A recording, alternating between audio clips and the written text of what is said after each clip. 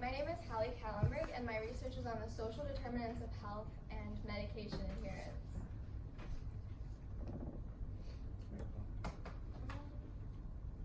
That might help. Thank you. So my presentation will follow the basic scientific format, and I will take your questions at the end. The World Health Organization defines medication adherence as the degree to which a person's behavior corresponds with agreed recommendations from a healthcare provider. The implications of this definition is that a patient takes their medication at the prescribed dosage and frequency.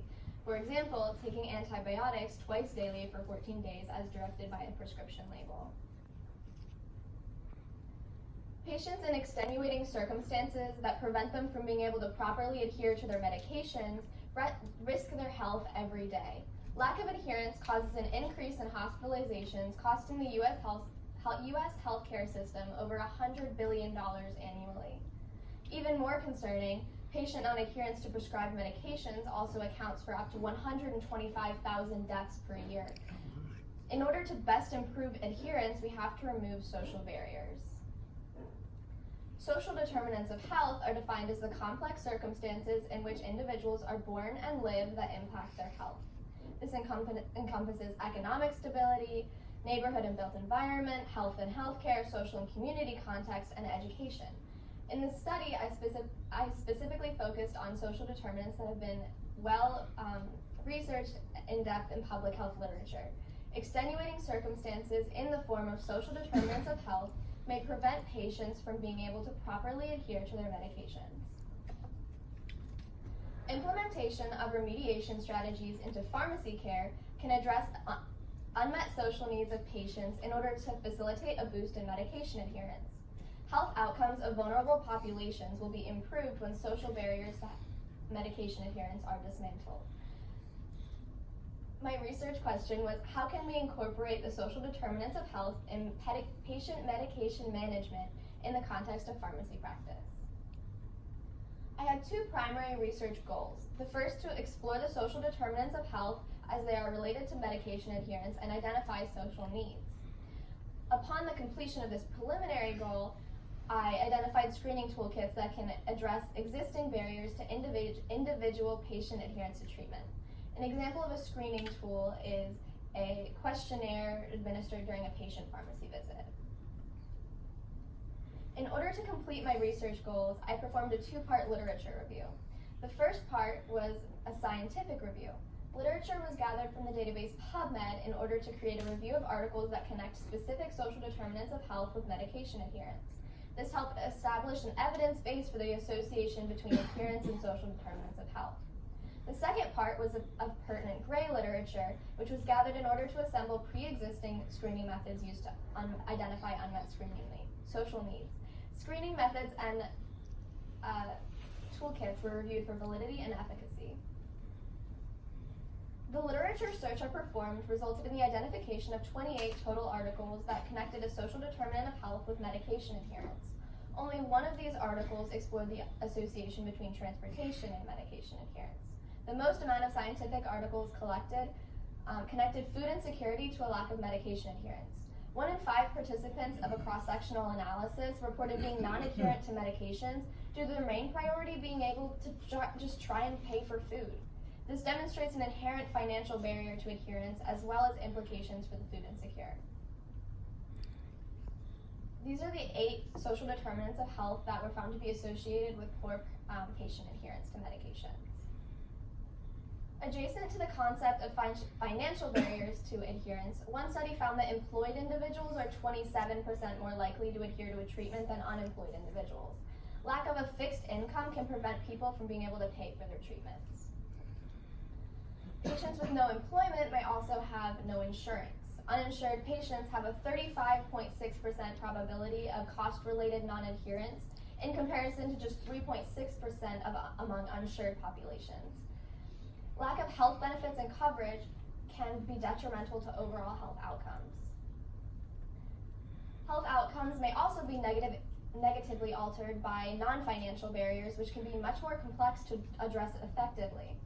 Instances of intimate partner violence and abuse also contribute to a poor rate of medication adherence among 46% of women, as discerned in a sample of South African patients.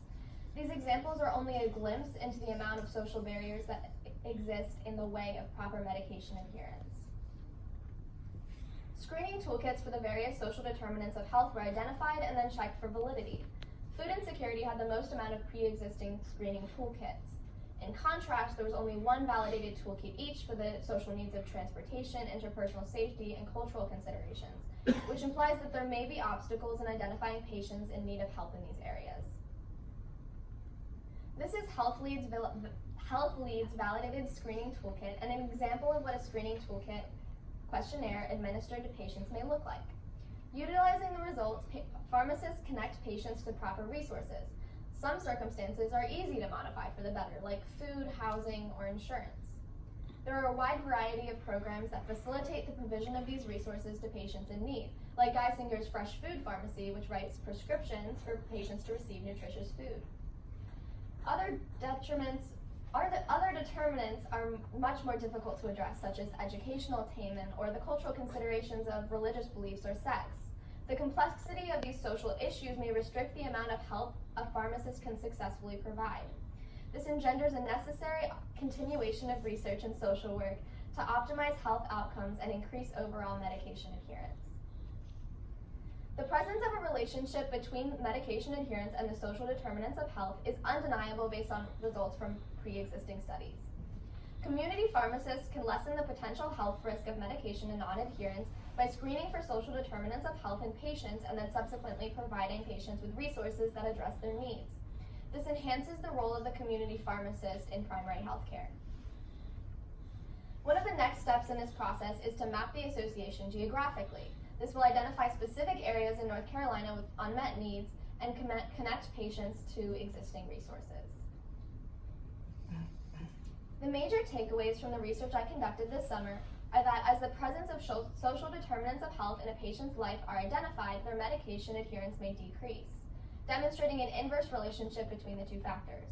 Community pharmacists can implement screening toolkits into care to best connect patients to necessary resources that will improve their health outcomes. Thank you. I would like to take a minute and thank my faculty advisor, Carrie Blanchard, my laboratory mentor, Shweta Pathak, and CMO intern, Serena Mellingham, who I worked with this summer. Also big thanks to the YIP program and the Ashland Institute of Pharmacy. I can now take any questions.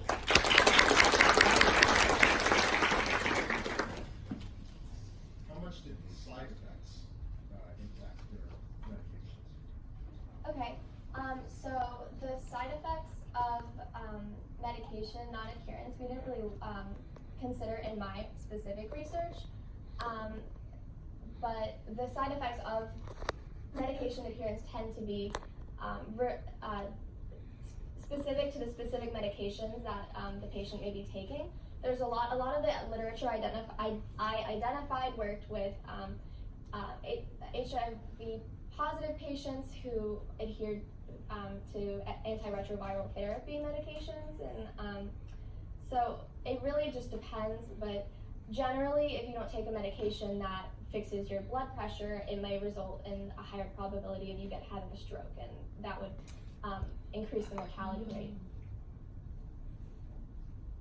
So your project was so that, like the entire end goal was so that the pharmacist can use screening tests such that if there are unmet social needs, the patients could be redirected, right? So it's still, once their redirection happens, it's still up to the patients whether to pursue or not. Or is there like another screening that they could do there so that the patient does get the help that they need?